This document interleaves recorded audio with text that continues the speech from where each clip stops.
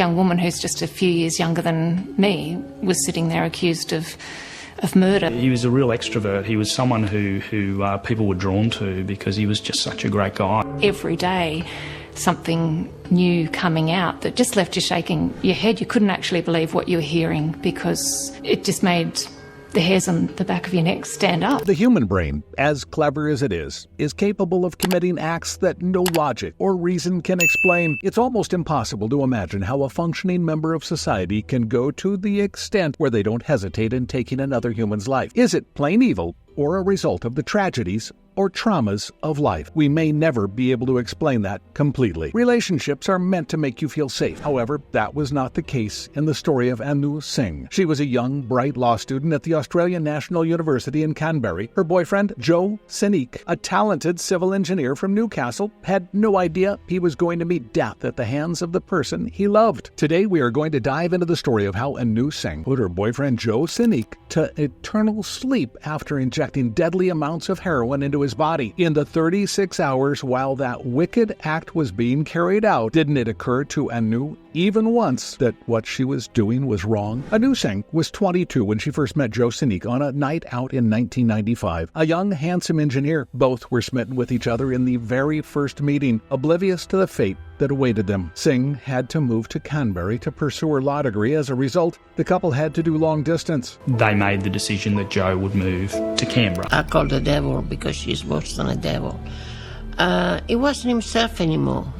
She demanded too much of him. Really magnetised him in terms of people just being drawn to him because he was essentially a good person. After some time, Singh started insisting that Joe move in with her, which he eventually did. This wasn't something unusual, but Joe Cinque's parents, Nino and Maria, had sensed that their son was showing signs of unhealthy attachment to Anu. They tried convincing him that his love interest was unstable, but he ignored their concerns and kept going out with her. It was indeed the beginning of his most regrettable decision, a decision that would later cost him his life. The chilling event took place on October the 26th, 1997. 2 years after the couple had started dating, Anu Singh decided to host 2 dinner parties within a week at her place to say goodbye to her friends. Joe was part of the gathering, oblivious to the tragedy awaiting. It was believed that Anu had disclosed to her friends that her and Joe had a suicide pact. However, it was later determined that Anu was the only one who knew about the suicide pact. Whatever her motive was, Anu Singh was determined to execute her plan that night. After everyone had left, the first thing she did was to lace her boyfriend's coffee to sedate him. Then she injected him with a dose of heroin equivalent to what you would give to 2 horses. It was later revealed through investigation that she had been looking for a gun, but upon failing to acquire one, she chose to get heroin instead. Obviously, the heroin dose provided to Joe turned out to be lethal, and Joe passed away that night. It was all pre-planned, and she successfully actioned her plan without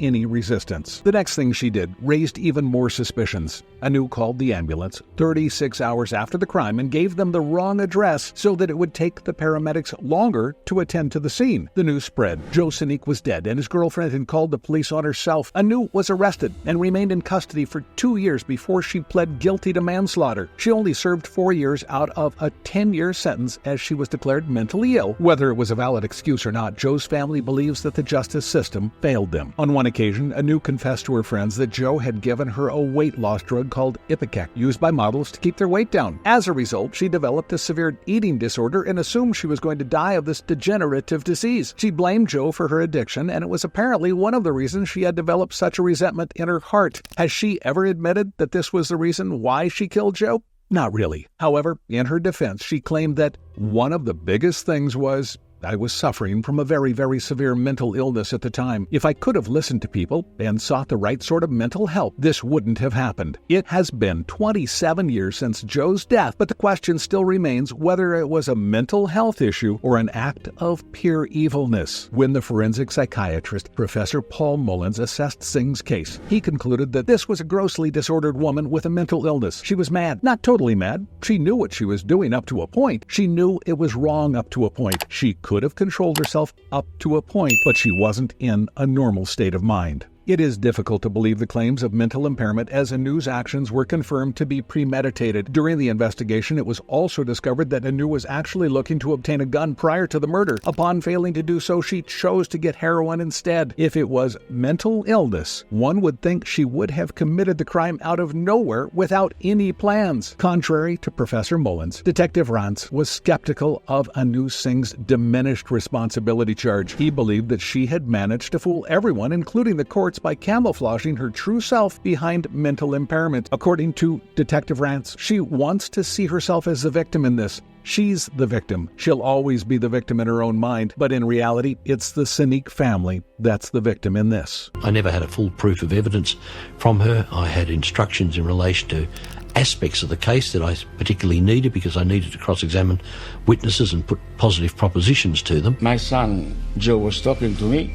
She came and grabbed Joe from his back and started to talk, kiss him, this and that.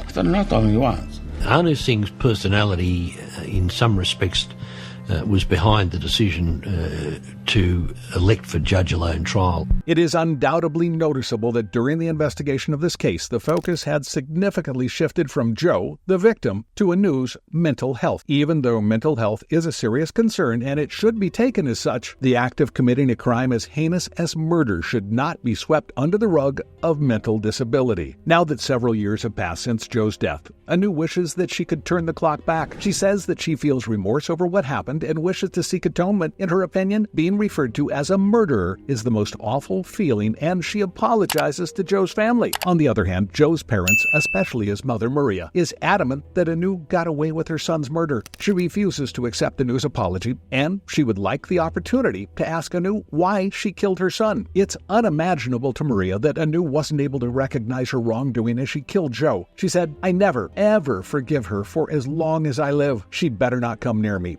I will never, ever forgive her. I call you the devil, and you are the devil. Monster, you have destroyed my family. You have killed the most precious thing I had in my life. I don't want to see your face anymore. Go away." The pain of a grieving mother is felt through Maria's words, who, despite the consolation she has been given all these years, has not come to terms with her son's murder, nor does she believe that the reason given was justified. She lost her son, and that is the only thing that matters to her. The loss of a loved one, the trauma associated to it, as well as the anger that Anu was not given the punishment she deserved, weighs immensely on Joe's family. Amidst all the discussion of who was right or wrong, the debate on mental health deserves more attention than it is given. Even if a person is guilty of murder, there has been at least thousands of cases where the accused eventually turns out to be non-criminally responsible due to mental illness. As a result, most of their charges, if not all, are being dismissed. Anu's case is no different, and even in her personal account of the murder, she recollects, "There's no rational motivation at all. I was mentally unwell, and I still grapple with that. I still grapple with the whys." She also added that one of the psychiatrists mentioned a state of disassociation, perhaps like disassociated from reality. I don't know. There's no rational explanation. She constantly lives with a feeling that despite killing her boyfriend, all the opportunities she gets to have at redeeming her life, Joe will always be deprived of those. Now, Anu takes complete responsibility for her actions and admits that she misses Joe. If it actually was disassociation that stimulated her actions, it seems justified when she says she didn't know what she was doing. But at the same time, she had 36 hours to realize the gravity of her actions. This creates a sense of confusion regarding her true intentions. Was she really oblivious to her actions? Or was it all a facade so that she could get away with murder? In order to shed light on the issues around personality disorders, specifically narcissistic personality,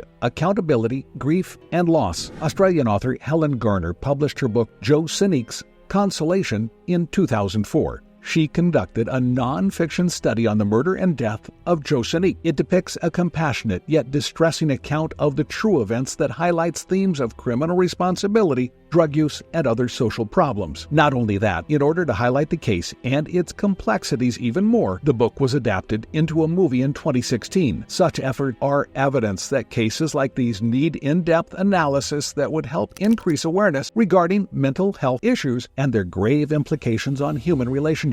This isn't the first time a person with an alleged mental illness has committed a murder. In fact, in some cases, they end up killing themselves as well. Mental distress is an area that only gathers attention when something terrible happens. We need to talk openly about how the day-to-day activities of an individual reflect their outlook on life, so incidents like these may be prevented. The case of Anu Singh is also a reminder of how narcissism changes the entire chemistry of one's brain. We don't know why Anu turned out to be narcissistic, but we know that she had low self-esteem issues, obsession to look a certain way, and Joe Cinque turned out to be her enabler unknowingly. When the two got involved romantically, Joe's subconscious, adding to his desire to take care of Anu's mental well-being, didn't make anything better. In fact, her health kept deteriorating to a point that the man she claimed to love became her first and only victim. Whatever drove her to kill Joe, the act itself can never be justified, not even in the guise of any mental disorder, except in a case where a person is too impaired to live their everyday life normally. Apparently, that was not the case with Anu, as she was an intelligent student who was studying law at one of the public universities in Australia. Even while she was serving part of her jail sentence, Anu managed to get a degree in criminology. Facts like these make it even more challenging to declare whether she was mentally ill or just too clever to get away by disguising herself as the victim in the story. The intention behind this video is to educate, remind, and warn the audience by presenting to them a true story of how a mental disorder can lead to a terrible outcome. It brings our attention to the stigma around mental health issues as well. It is crucial to seek professional help at the very first sign of an illness, such as suicidal thoughts